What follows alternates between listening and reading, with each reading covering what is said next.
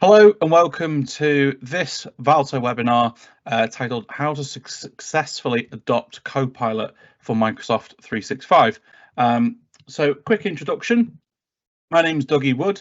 I'm a creative director here at Valto, but I'm also a Microsoft MVP. So I spend a lot of my time playing around with new tech and then reporting it back to our sort of community to share how we can use some of this technology.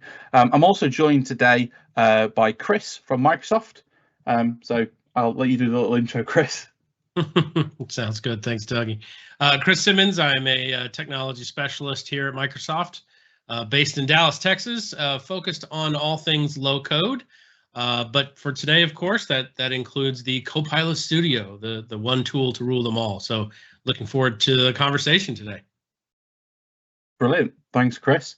So I'll just jump to our first slide, the agenda. So what we're going to roughly be covering off today is our Valto's 5-step adoption process for adopting Copilot for Microsoft 365. Now, this adoption process is nothing new to us. We have a specialized process for adoption, which has actually got Valto awarded a specialist certification from Microsoft for the modern work area. Now, what we're going to do is cover those 5 key areas, which are awareness and excitement, planning and assessment, deployment and evaluation, the wider rollout phases, and then ongoing support and optimization. There is going to be time for Q&A at the end as well. So if you've got any questions at all, there's a Q&A kind of feature at the very top. Feel free to post any questions you've got into there, and we'll come around to answering those questions at the end. So first phase. So with any kind of adoption process, there's an element of kind of awareness and excitement. So the first thing that you should be thinking about in this whole process, and this might even be the stage that you're currently in, is the awareness and excitement inside of your organization so that people know what's coming down the line. But not only aware of it, but also excited for it. The first hurdle is almost like that kind of first impressions count type of thing. So getting people aware and excited of what is coming. Now, this stems from internal communications. So develop a communication plan that's targeted at all employees at all levels, because Copilot isn't just for kind of one type of worker, it's for everybody. Highlight Copilot's upcoming launch. So you need to sort of determine when you're going to be kind of launching this inside of your own organization and make people aware of this as early as possible. We recommend that you create branded internal newsletters or maybe even intranet posts. If you've got a SharePoint intranet already, you can introduce it through whatever kind of mediums you're already using, newsletters, intranet news posts and things like that. And you can set up dedicated communication channels. So allow employees to ask questions at an early stage and show excitement. So you can share kind of like what's coming down the line, but also start to hear people's kind of thoughts about where and how they might use this technology. Some other things as well is giving people examples of Copilot. Now, there's a fantastic resource from Microsoft that's called the Microsoft Copilot Scenario Library. And essentially, this gives you an area which shows sort of prompts based on departments. So the finance department, sales department, HR department, all these different areas. And it will show you key kind of prompts that people are using inside of Copilot for those different departments to sort of fast track their day.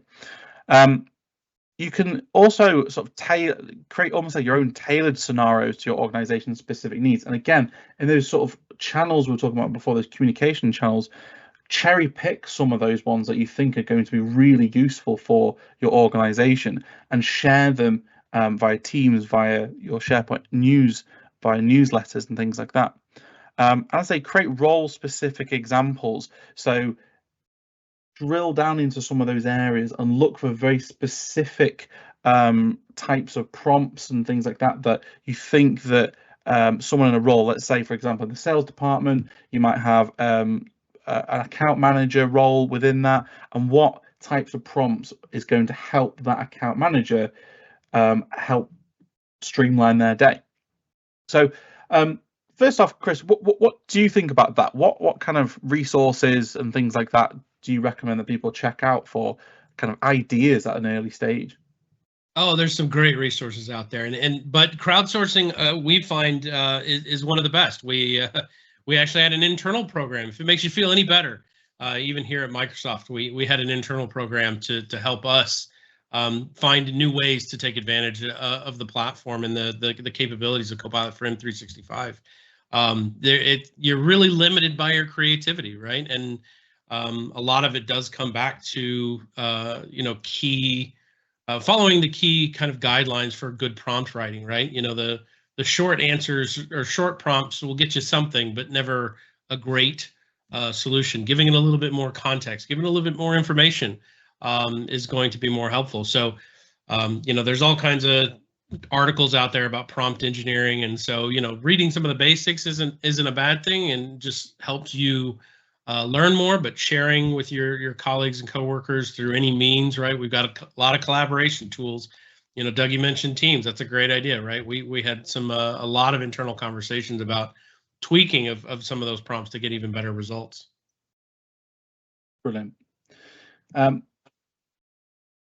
So I've got a couple of examples, and now these are actual sort of based on real world examples from Valto, so what we've kind of used. But as I say, go and check out that library. We'll send out the links and put the links in. If you're watching this on YouTube, we'll put the link in the description below. But I've got a couple of examples of how we're using it, because I think it's always best to kind of see real world examples. Now, in this example, we're kind of simulating an email thread, which is very long. Now, everybody has probably been there where you've had email threads which potentially have been going on weeks, months, maybe even years. Now, in this particular example I'm going to show you, it's simulating an email that's come from our salesperson that's had a lot of backwards and forwards with a customer over a long period of time. And now they're asking a consultant, myself, to book in a workshop with them. But now, if I was to receive this email, it would, this is just a demo one, but this email could be really long and take me a long time to scroll back through and digest all the information which is in there, and then also determine what it is exactly that I need to do as an action from this.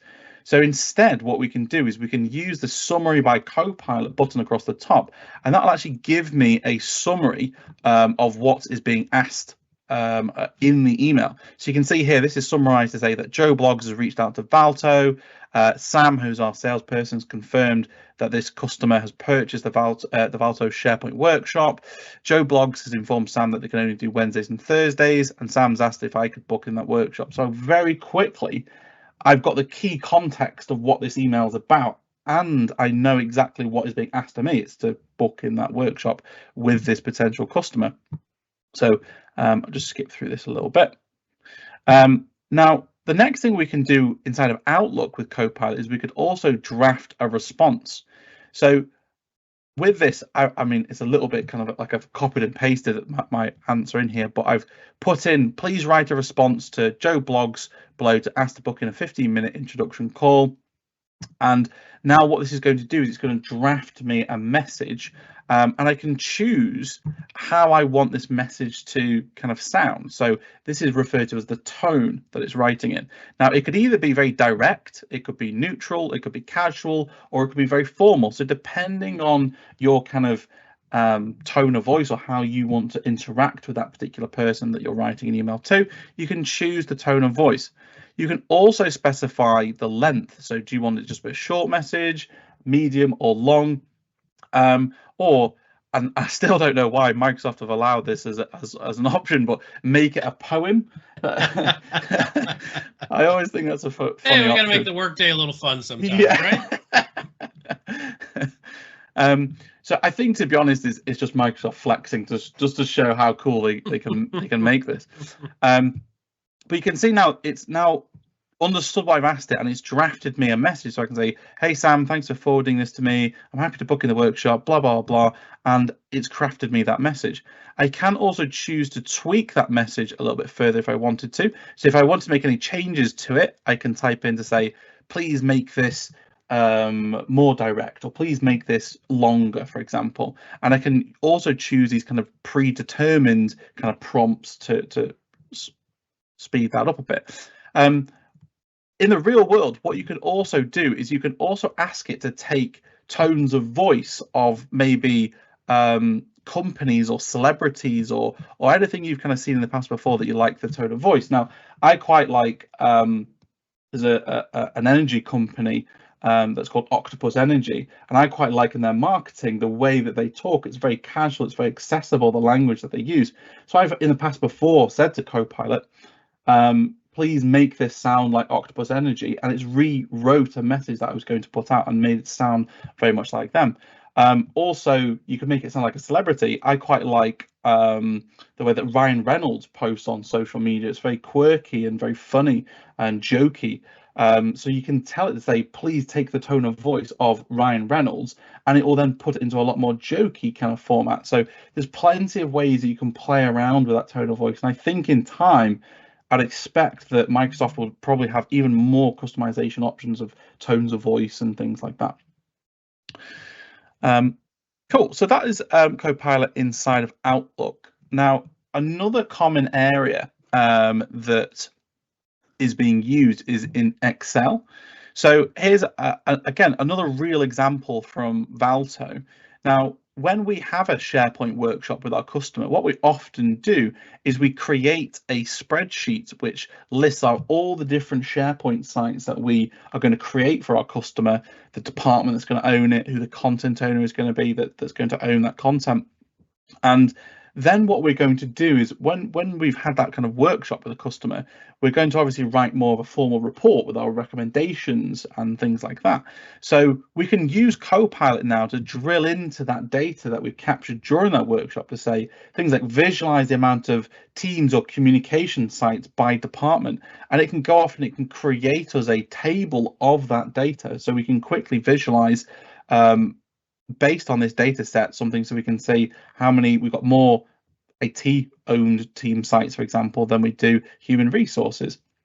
We can ask it more in-depth questions as well, and we can also add the table to a new sheet. So there we've got this table now of information that's it's found for us, and we put it straight into that spreadsheet. We could ask it more sort of questions but which are less obvious. So we could say, for example, which content owner has the most sites?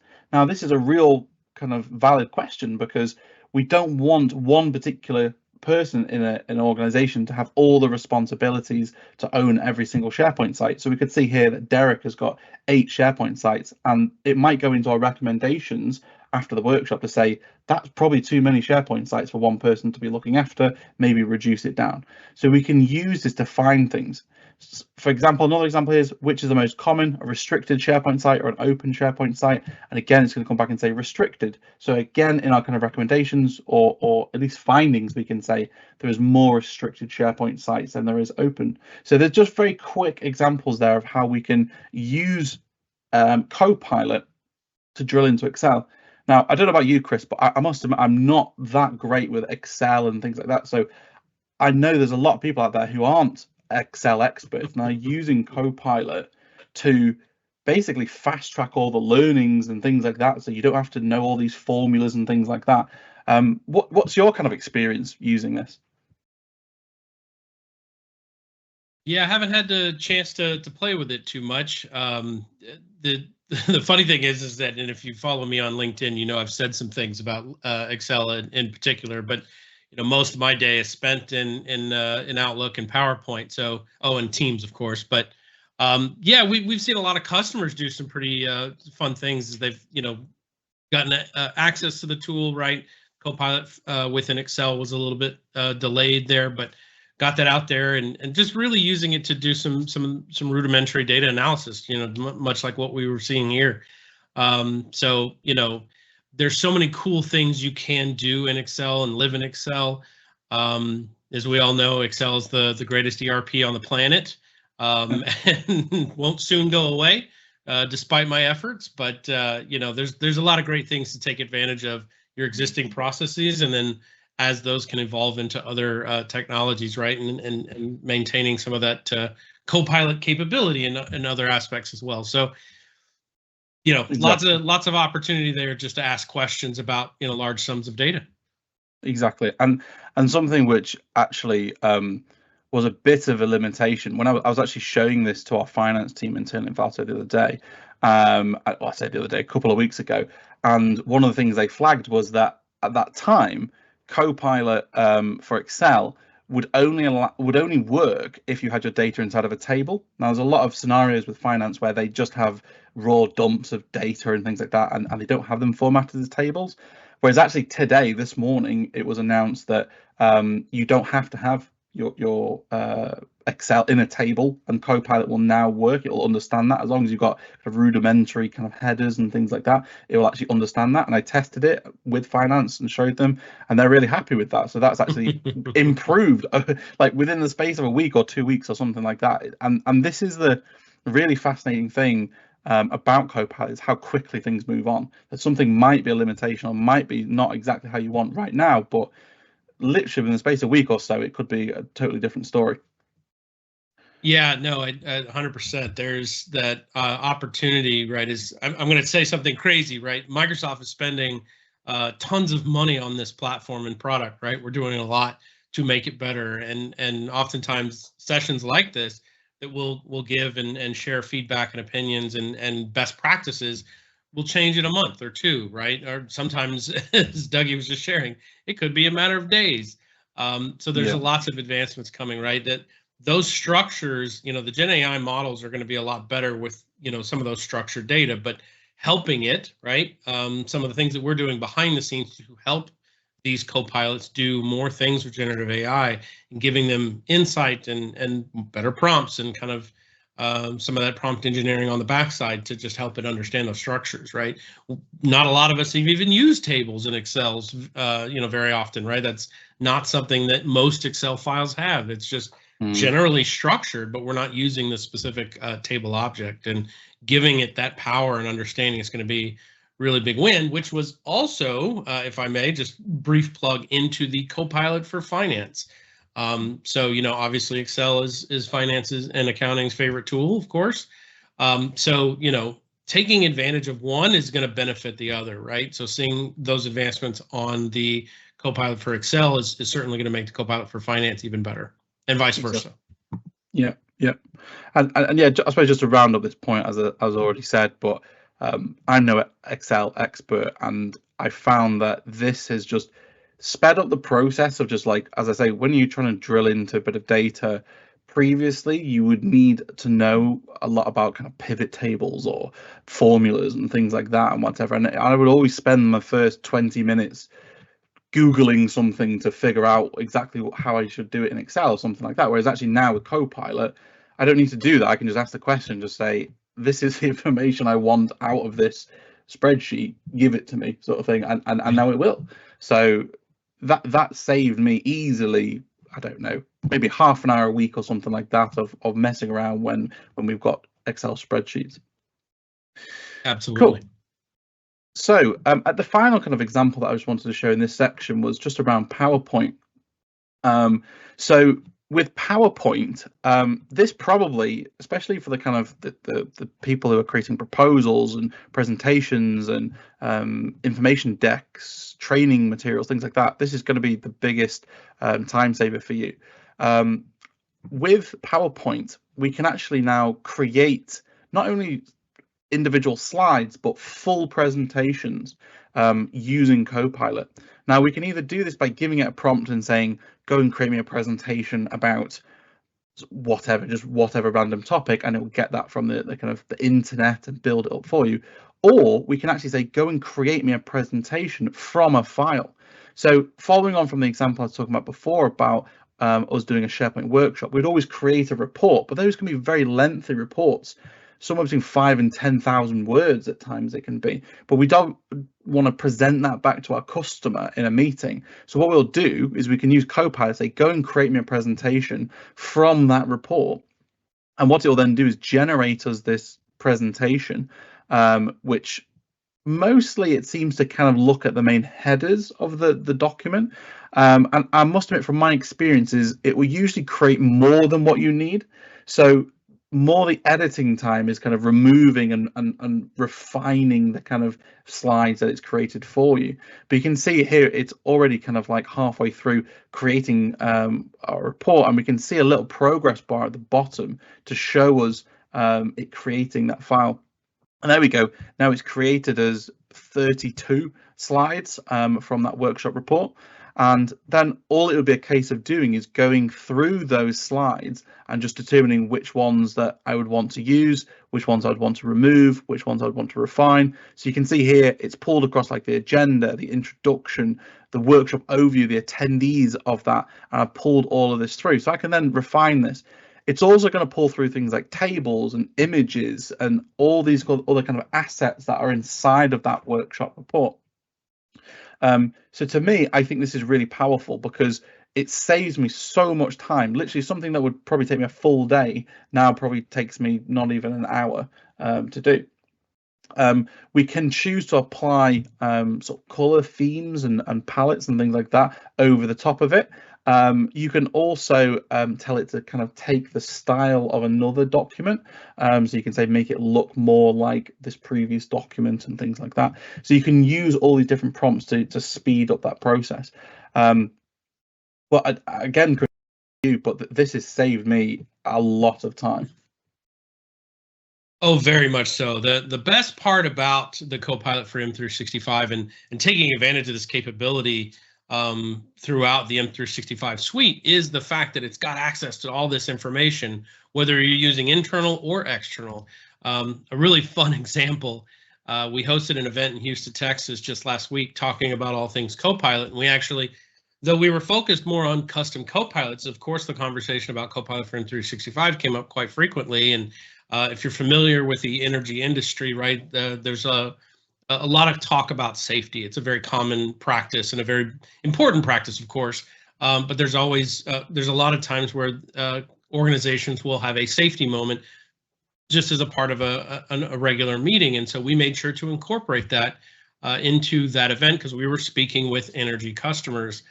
Come to find out, the presenter, Eric Denton, had actually used Copilot to generate 5 slides about the safety of hydration during our summer months. As you know, it gets quite hot down here. So it was just a great example, a simple example, but you know, really fun way to create a good presentation, a lot of quality information, obviously provided by the internet in that example, but also taking that, you know, whether it's in the graph in your corporate data or something that needs to come from the internet and generate this content for you very quickly. And again, giving you the opportunity to tweak that information. It doesn't have to be exactly what it did. It's creating something for you to get the process started a lot faster. Exactly that. And similar to like how I've just shown you some examples of Copilot being used, we recommend that you produce your own kind of introductory videos, showcase the basics of Copilot and its potential. So there's loads of videos out there. I mean, you can get them on YouTube and things like that, but actually it's really super simple to record little videos. Those videos that I just showed you then, I recorded inside PowerPoint. So there's a little feature in PowerPoint, you go insert, media, record screen, and you can record your screen. So if you find examples of Copilot, which you think this is very niche, very specific to how we are going to use it, record those little videos, share them with people, put them into a Teams channel or inside of Viva Engage or whatever kind of platform you're using to communicate and share that kind of message. Include sort of testimonials, so feature early user or champions in those videos. So as I say, the very specific kind of examples, if in those kind of like short videos you can kind of put together, you can actually have the users themselves creating those videos, it's going to kind of build a bit of trust, a bit of kind of almost like authority that it's not just coming from a team of people, a centralized area. It's actually coming from the users themselves. And then, as I say, develop short kind of tutorials, highlight key Copilot features to boost familiarity before you're choosing to roll them out. So as I say, take this sort of step-by-step build up. We've talked about looking at the kind of Microsoft examples, but then start building out your own kind of examples that you can show people. This is all part of this building awareness, building excitement of what's coming down the line. Other things that we recommend as well is you're obviously here today, you're attending this Valto webinar, and we have a whole host of different Copilot related webinars coming up. So obviously keep coming to these and invite your colleagues along to them, but there's nothing to stop you from doing your own kind of internal webinars. So interactive Q&A sessions to address initial concerns or how the kind of rollout plan's going to work and things like that. Record webinars. So again, as much of this content you can put together, record, make them available for people to catch up afterwards. And also it gives, especially at an early stage, the opportunity to refine the kind of Q&A, so the questions that you're being asked by the organization about how the adoption process is going to work. And then you can refine the kind of Q&As, and again, publishing those Q&As somewhere so people can kind of stay up to date and aware of what's happening as part of the adoption process is going to be key. Invite Microsoft experts. So this is what I've done today. I've invited my own Microsoft expert, but there's no reason why someone from, say, like Valto couldn't join you internally to present internally, to say, as part of the adoption process, we'll give an internal webinar to show you the benefits and talk about specifics of how it's going to work inside of your organization. And that brings on to phase 2. So the phase 2 is a planning and assessment stage. So once you've kind of built a bit of hype, a bit of awareness and things like that, you'd move on into the second stage, which is the planning and assessment. Workshops. Now, the next kind of step in this is to sort of get people together and start actually properly, formally creating a plan. So engage key stakeholders. Ensure you have representatives from each of the kind of key departments or areas or business units that you have inside of your organization.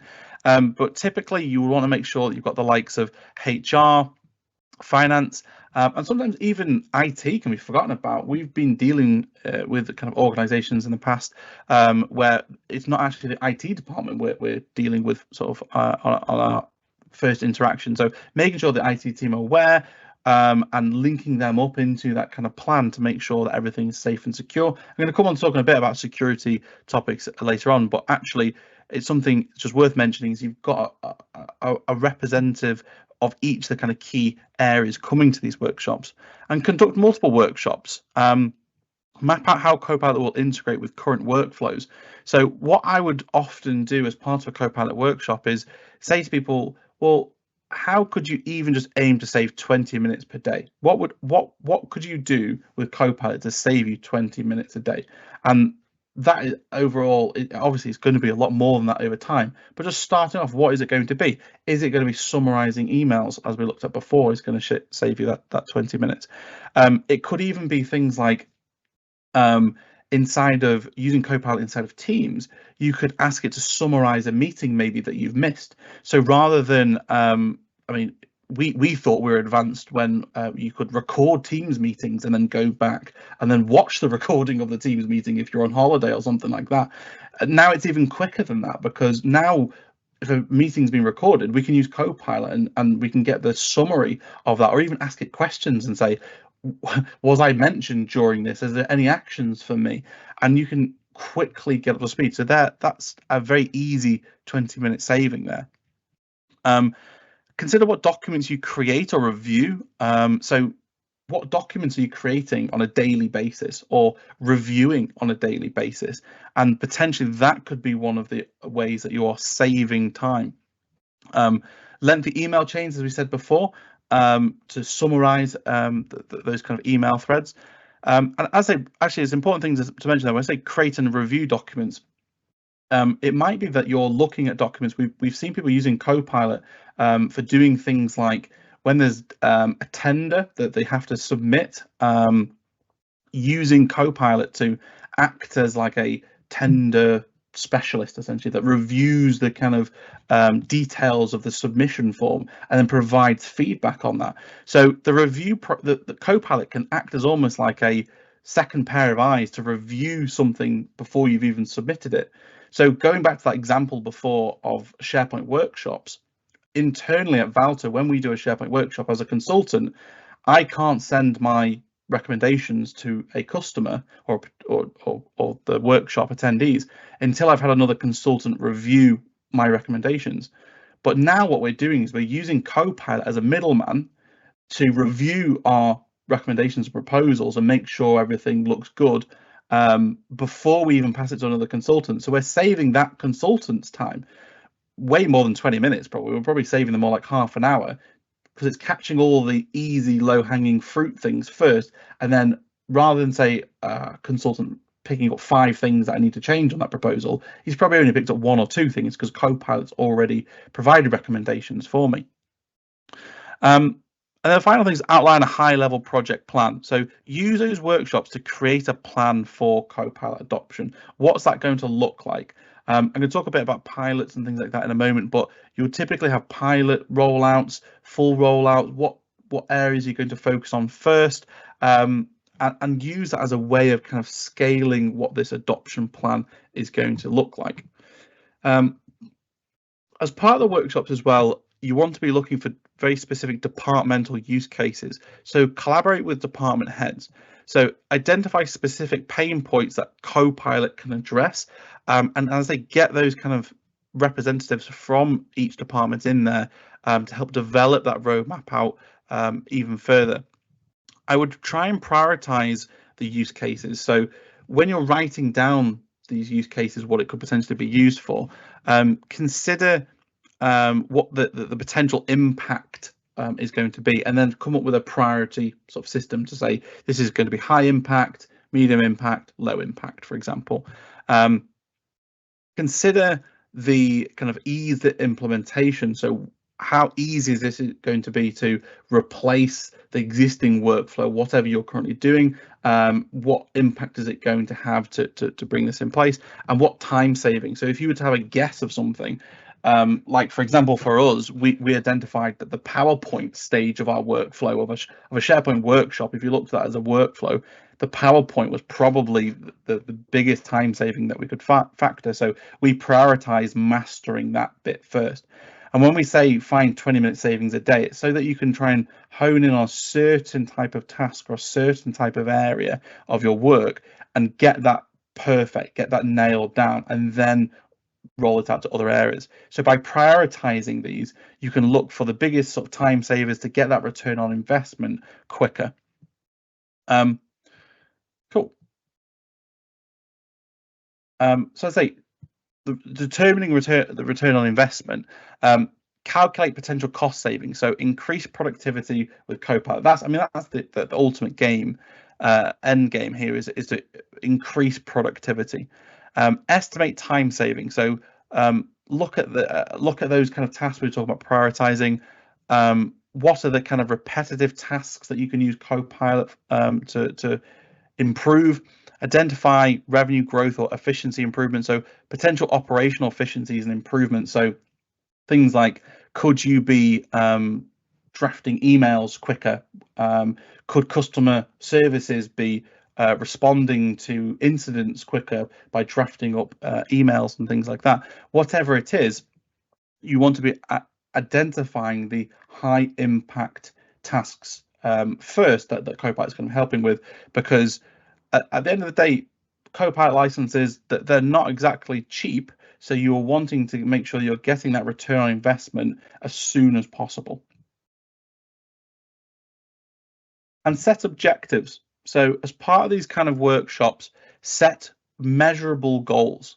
So focus on productivity gains, target error reduction. So that's going to improve things like quality and things like that. So in my real world example, I say with my SharePoint workshop reports, we're using Copilot to spot where there might be errors or gaps in information. So it might be that we've not discussed something, that maybe there was something that was in the conversation we had during the workshop that Teams recorded, so Copilot's aware of, but I didn't include it inside of my document afterwards. So we can compare the output of the Teams meeting with the document to understand if there's anything that's missing. I say the goal should never be to reduce staff, essentially. So there's an ethical element of any AI, really. So it's not to reduce the staff, but to make the existing staff more productive, so you're getting more bang for your buck, essentially, from your workforce. Establish timelines, so set timelines for each phase. So for each of these phases that we're talking about, set timeline for them. What does that look like? Some ambitious organizations might try and take this on within 6 weeks, whereas a lot more people are looking kind of 12 weeks plus, essentially, for rolling out a lot of these kind of adoption strategies. And then how will they be measured? So just as important, going back to that mapping of the tasks that you're going to prioritize to kind of replace or improve with Copilot, how are you going to measure that? What does that look like? Is it a physical cost saving? Is it a time saving? How are you going to know that this actually was impactful? Because one of the things that we'd want to do at the end of this process is review this, because there's no point just throwing Copilot out there. We actually want to know factually that we've hit our goals that we set at the beginning of this adoption process.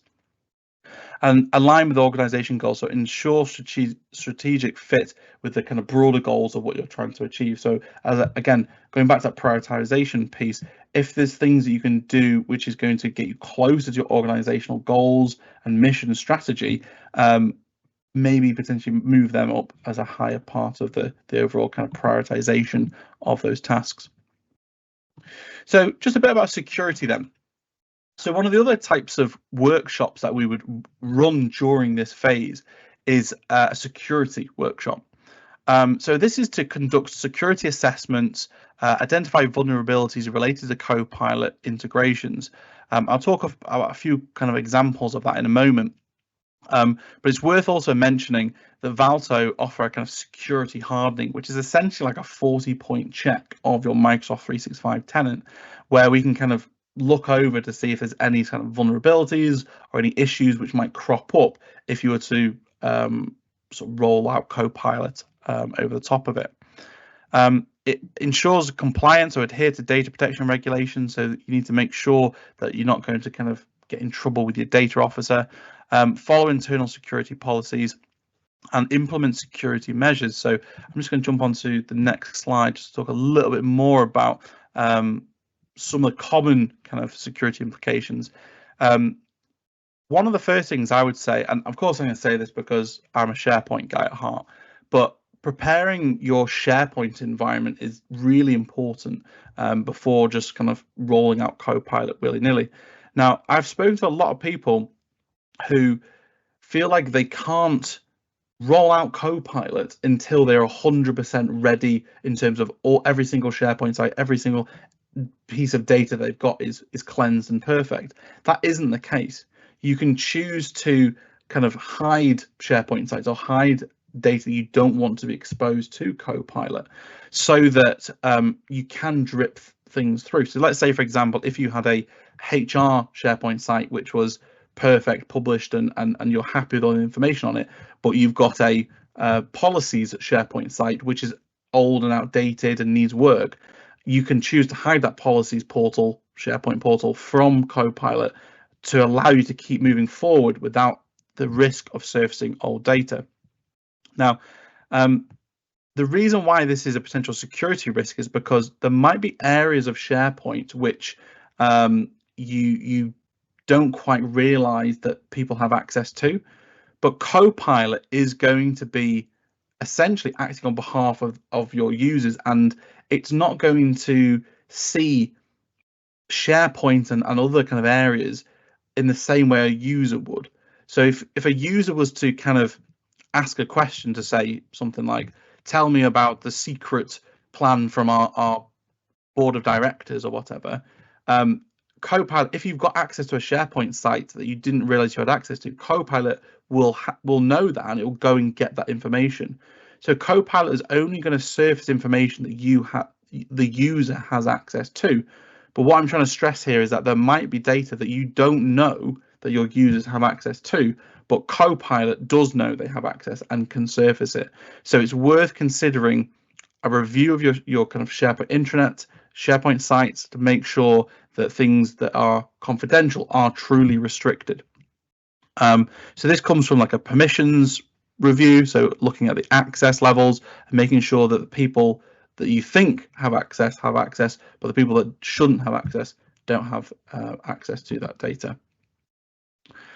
So this is what it would look like if you didn't have access. So let's say, for example, that there's a secret project called Obsidian, which is has a SharePoint site, has a bunch of files and things like that. Now, if you were to ask Copilot and you don't have access to that SharePoint site, if you were to ask Copilot about what is Project Obsidian, it will just sort of say, sorry, you don't have access to this information. Now, if you were to go to the SharePoint site, this is what it would look like, and this is what it would look like in Copilot if you were to ask it. Just sort of say, I'm sorry, but I couldn't find any specific information. It's not even playing dumb. It just genuinely can't see that information because the user themselves doesn't have access to that information.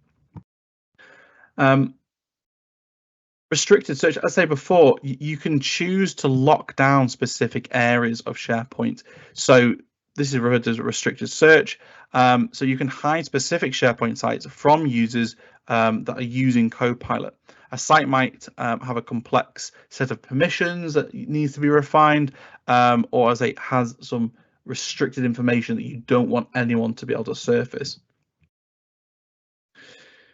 Also, what we can do is we can provide a kind of what they call sensitivity labels. Now, sensitivity labels means that we can tag documents with a label. Say, for example, we could say this is a board of directors, and then once it's applied, it encrypts that document, and only the board of directors would be able to access that document, even if the document was downloaded, put on a pen drive and took home or whatever it is. It's at the document level.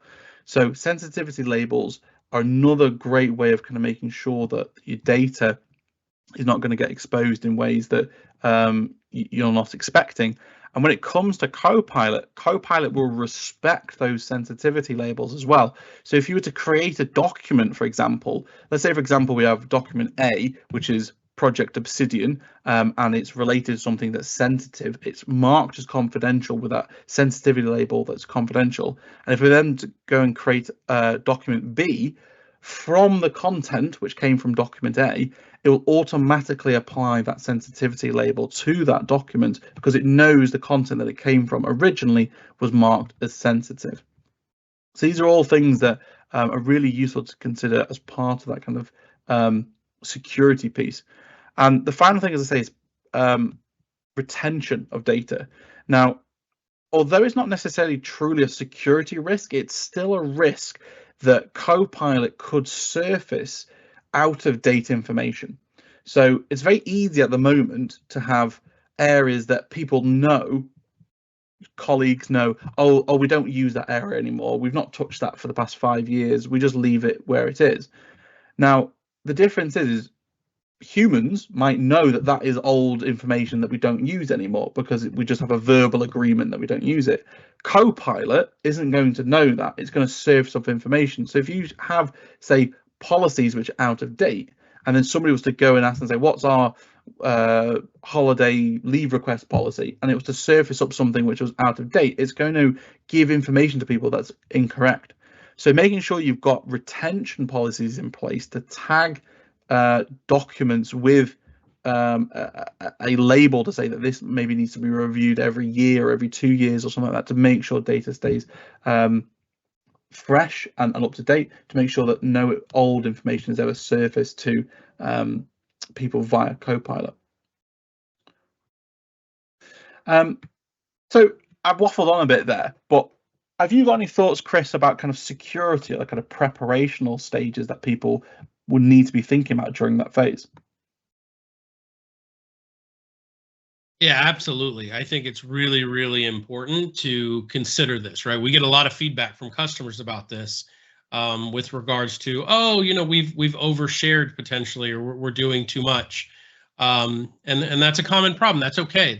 You're not new to that.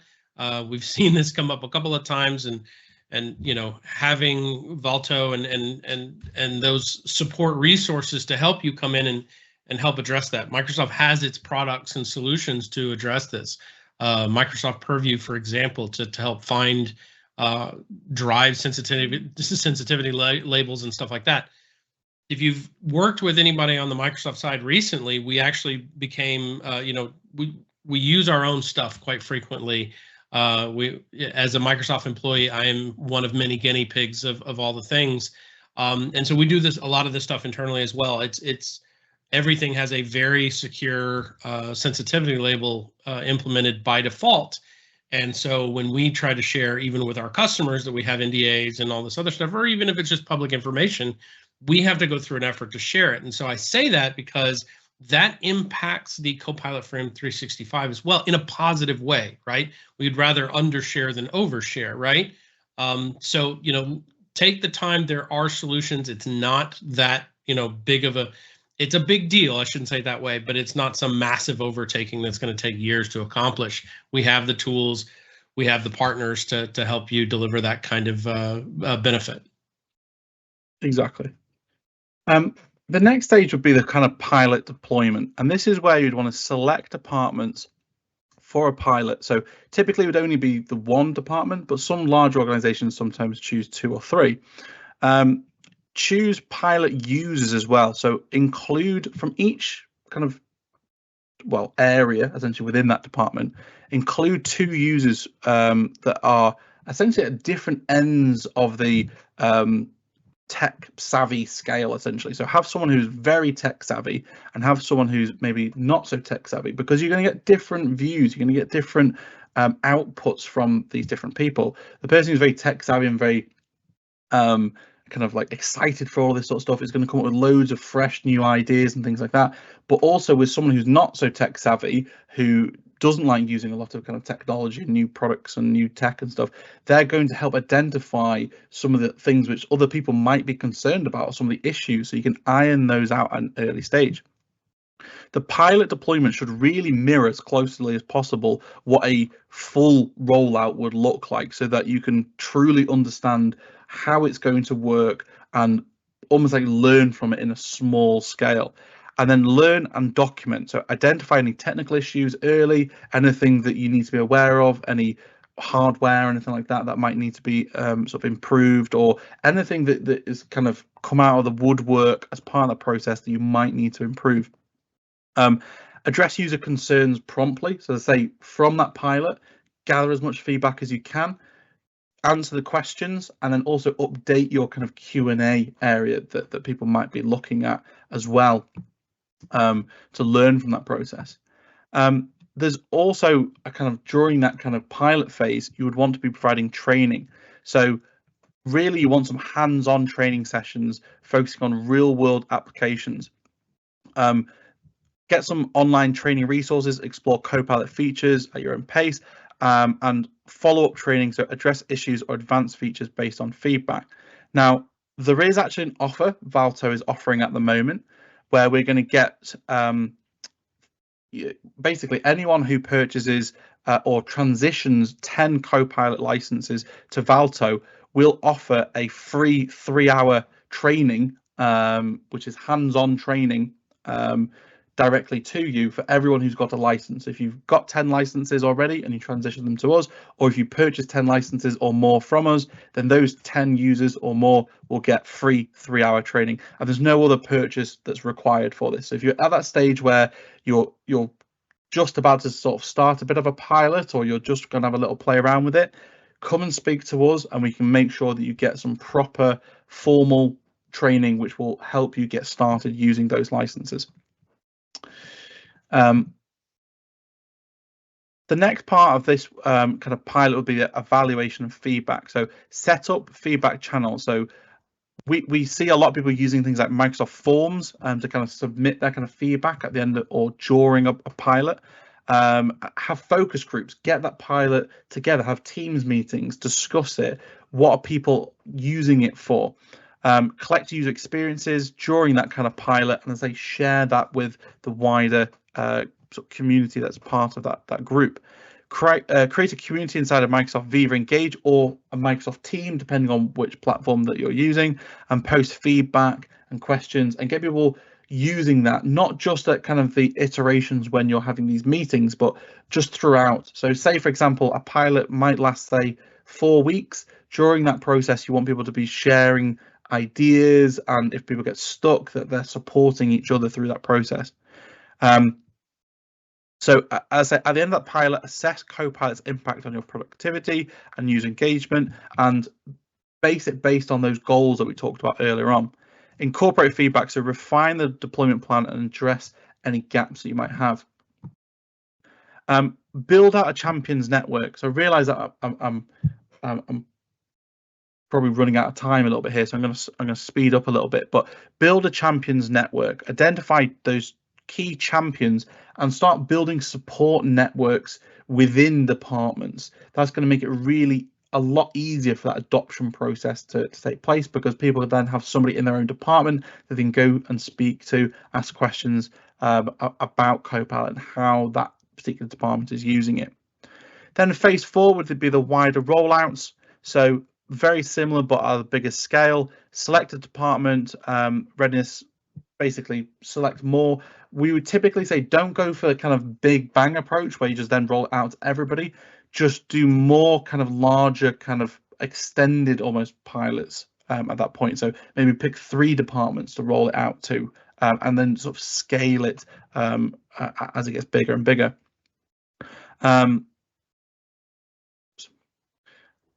Rollout stage, so say develop a phased rollout plan, schedule periodic reviews, and allow flexibility in the timeline. So something, again, with any adoption process, we say, make sure you have plenty of time. This will take longer than you expect it to take.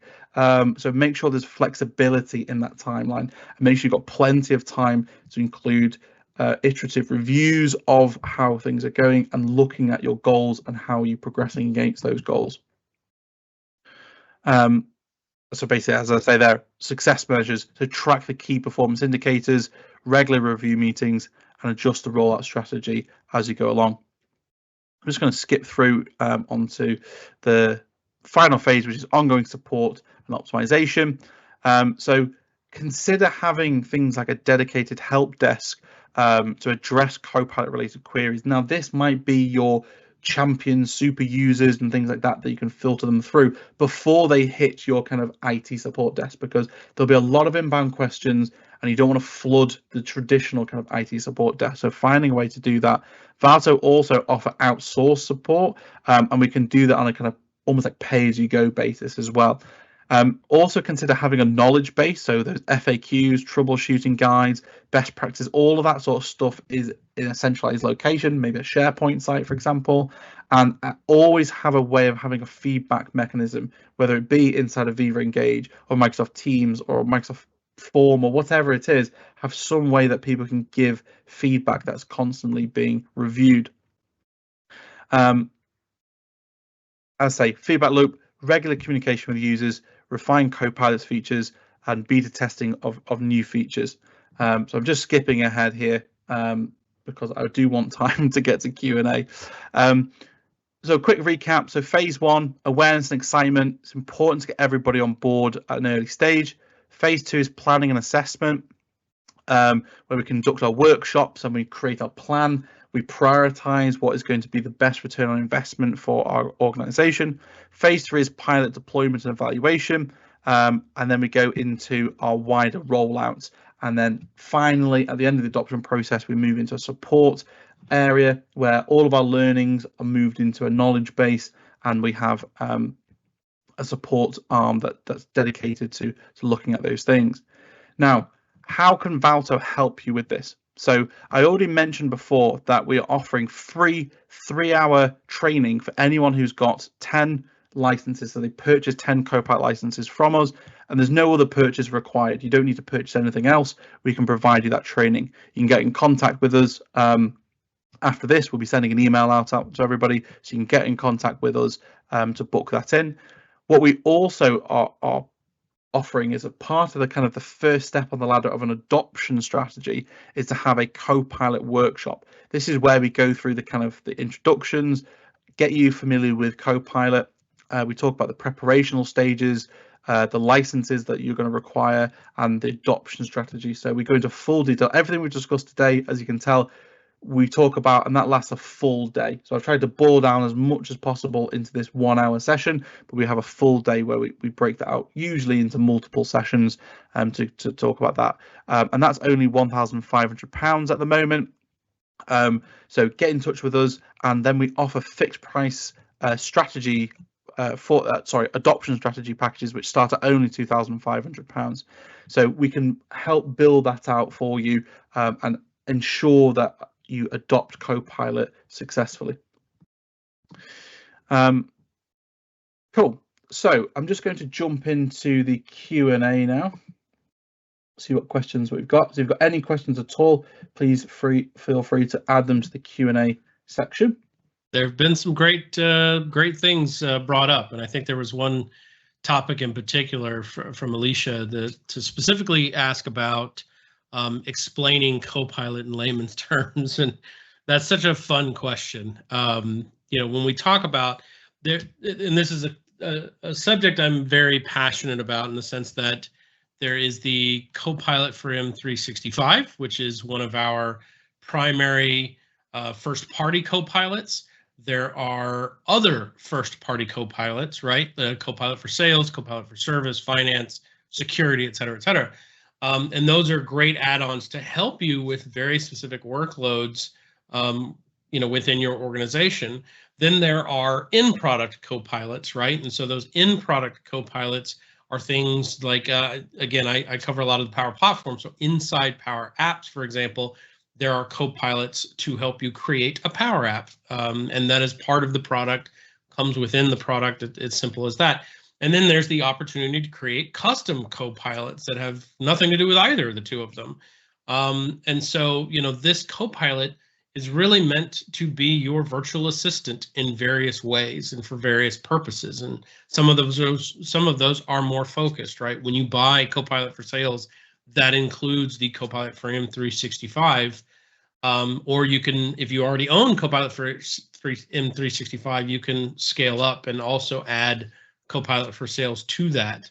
And so it gives you a more focused experience on your sales data in that example, right? And so these Copilots, these virtual assistants, taking advantage of generative AI to help you do things. And we very specifically use the term Copilot because of the fact that it really is your assistant, right? It is helping you do things faster, but it is not the answer. It is not doing all of the work. It is doing a lot of the easy work, the fast work, right? Creating a PowerPoint presentation based on data, helping to summarize an email, draft a response, right? You're probably not going to just leave the response as is. You want to go change things or change the way something specific is said, right? There's a lot of variations or different reasons why you might want to change that. So it's just helping to reduce the time it takes to complete a lot of tasks in those examples. But again, your custom Copilots may be, for external use cases, for call deflection. Call center call deflection is a really, really popular topic. And we use it, of course, again, internally with things like Xbox Live and all the support mechanisms that exist in that realm. So there's a ton of different applications for this particular technology. And so I don't know if that's layman's or if that helps, but hopefully, Alicia, that gives you a little bit more ammo to help to drive that conversation with your less technical colleagues. Exactly. And a question just popped in there. So what does it mean to transition licenses? What I mean by that is if you purchase licenses directly from Valto, or if you've already got licenses that you basically swap the subscription so that Valto is a provider of those licenses. That's who we're offering the free training for. Just have a look over some of those other questions. So actually, I think it was maybe the question you were talking about from Alicia about explaining kind of Copilot in layman's terms. And actually, one of the things that I'm doing at the moment is if you go and check out our YouTube channel, I'm trying to release videos which are like day in the life of type of scenario. So like day in the life of someone who works in HR, day in the life of a salesperson, day in the life of blah, blah, blah.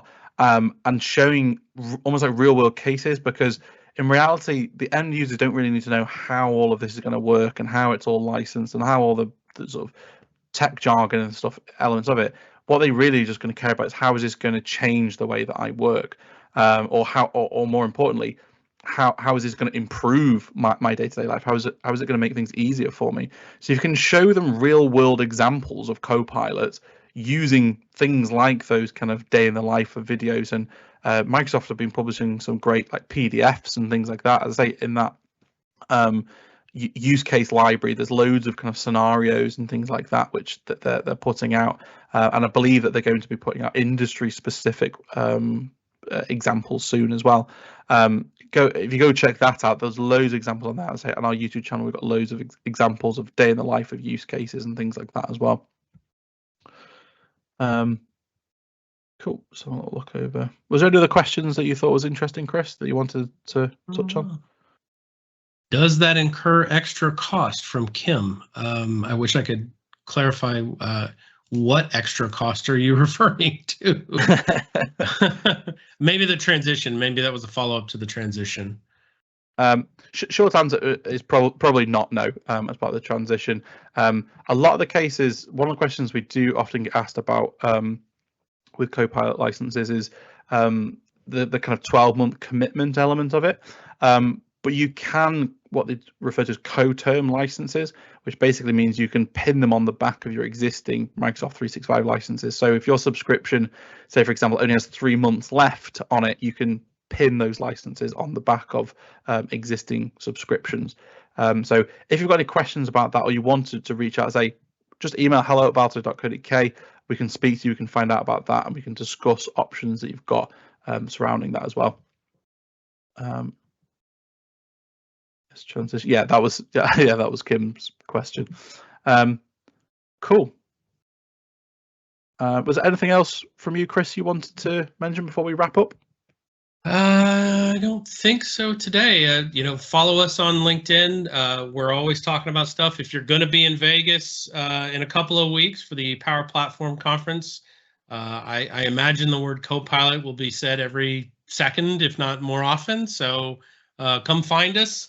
I'll be out there as well with a bunch of my colleagues. So we're going to have a lot of fun talking about the platform and all things Copilot. Again, I assure it's going to be discussed every second of the day. Brilliant.